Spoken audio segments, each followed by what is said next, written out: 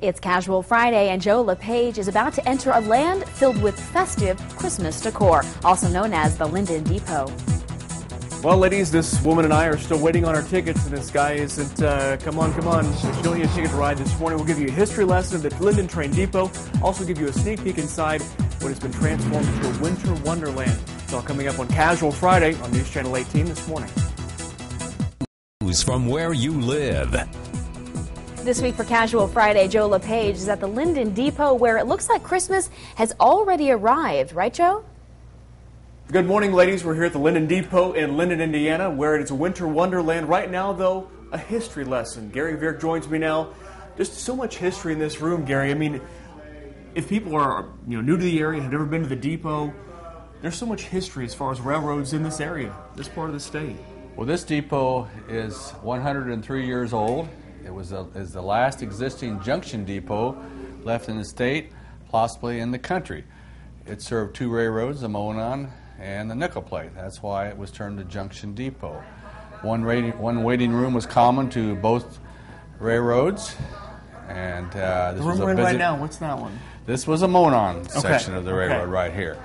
It was opened in 1907. By 1908, 1909, they determined that they only needed one agent in here. Linden wasn't big enough to have two agents. So the agent and his clerk worked out of this room. And on the other side, there were three dispatchers that worked around the clock at 8-hour shifts, taking care of the train movement. The first, his name was Lloyd. Was Charlie Miller. Was one of the early clerks, station agents here. He was born here and raised here and worked here most of his life. And so much history in this room. I mean, some of the things that are here. Up here, you talked about the junctions and things like that. Yes, well, we have some very rare items, one of a kind. This came out of the Lafayette Junction in Indiana, which was the interlocking tower out by the old Ralston Perina plant. This was operated by a leverman in the interlocking plant, the interlocking tower there, and he controlled the movement of trains, since there were four railroads moved right through this section right here, and he controlled the movement of trains through this section. That was the indicator panel for the junction. Right down here, we have the panel. Restoration progress. Right. This was a Monon. How old is that? This is the oldest electronic piece of equipment on the Monon Railroad. This is well over 100 years old.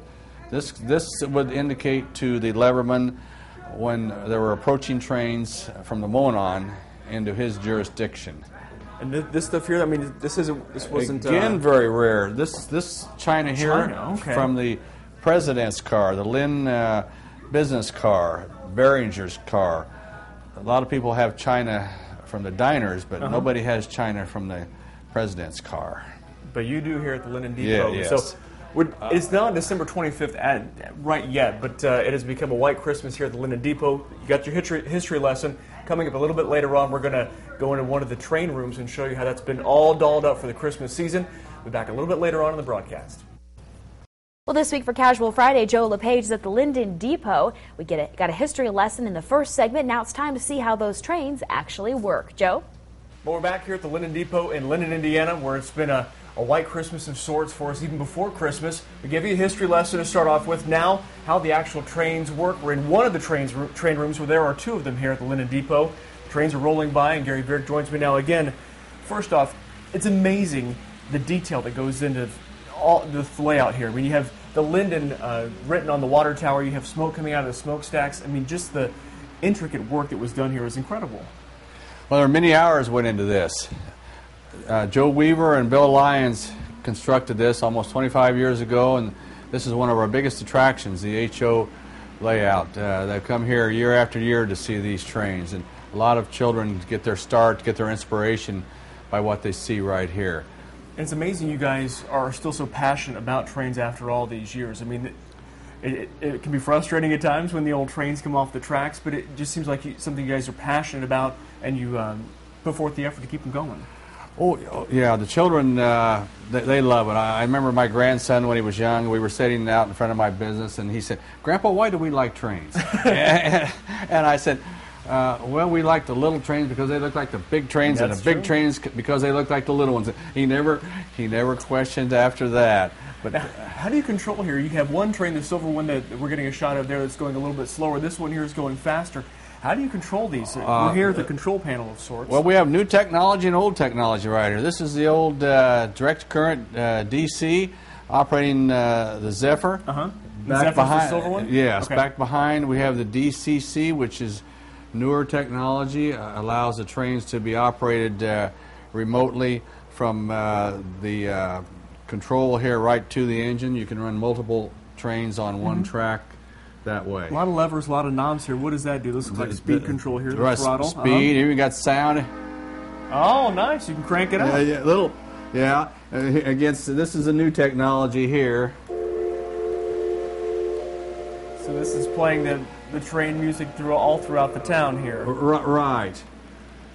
And so someone can be here controlling even the trains behind us too, along with these? Right. We normally try to just keep 2 trains running at one time. Safe and sorry type thing? Our goal here that when people come in to see this and show that they want to see the trains run. They don't want to see us operate. I always tell people there are 2 different ways to look at these trains. That they're supposed to be played with, not ran. when you run the trains, you have problems. When you play with them, you don't have so many problems. And how much work goes into maintaining the trains? Because I mean, these are old. I mean, it's a piece of history that's going around these tracks here. Constant maintenance. The biggest problem is track. If you have clean track, they're probably going to run, and that usually will be what the ultimate downfall is. If the track gets dirty, then the engines don't last as long. Now, this weekend, through December 22nd, you guys have turned this into a winter wonderland. This is not the way it will look. Elizabeth, if you want to hit the lights, it'll look a little bit different. The Christmas lights are up, and this minus our light on the camera right here is the way to look. Right. This is so cool. Right. This is the look right now for Christmas. That is awesome. And coming up a little bit later on the broadcast, we'll hit the other train room. Artificial snow has been brought in, 3-tiered track, Christmas tree. We'll show it to you a little bit later on in the broadcast. Stay tuned for that. News from where you live. This week for Casual Friday, Joe has been at the Linden Depot, and so far we've had a history lesson, we've been able to see some trains, and now we're going to another room to see even more trains. One final check from the Linden Depot, just down 231 from Lafayette and West Lafayette. We've been here at the Linden Depot all morning long, checking out this winter wonderland. You can see all the trains going around the tracks this morning. A little bit louder because the engines are bigger. We were in the other room with HO, which is half of O. These are the O trains. The definition is the fact that they're so much larger than the other ones, right? Right. This is a traditional O gauge, the ones that the children would have played with back in the 20s, 30s, and 40s. This one right here is wide gauge, American Which is Flyer. different altogether. Right. This goes back even further, early 1900s. Wow. This one is 28 to 33, American Flyer wide gauge. It's amazing that it's still working. This was a basket case. I restored this whole thing and brought it back to life again. Now, this is a winter wonderland in this room. The inspiration started with the Polar Express idea. Yeah. I originally was going to have the Polar Express train climb up to the top of the tree and then back down, but too much of a problem to get it to climb that much of a grade. But still pretty cool because there's a possibility of 8 trains going around tracks going around the tree. Yes. Already thinking about next year. Really? The German layout here. All German will probably be in here next year. A little bit of a sneak peek. So what do you hope people get from the experience when they come out here until December 22nd, open from 1 until 7 here at the depot? Well, the biggest thing, I guess, maybe is the children. Yeah. Well, the adults get to see trains that they grew up with. Yep. The children get to see this. They're just it's overwhelming when they come in. They see all of these trains operating, and they get inspired, and hopefully they get to see some of the history that's involved with the depot. It's been a lesson for us this morning. Gary, thanks for letting us in and showing us all around. Going until December 22nd, open daily, 1 until 7. It's all free. Bring the kids, whoever you want to. There's a gift shop here, too, for all the train enthusiasts as well. I'll also tell you about an upcoming event, a fundraiser for the depot to keep it doing what it's doing.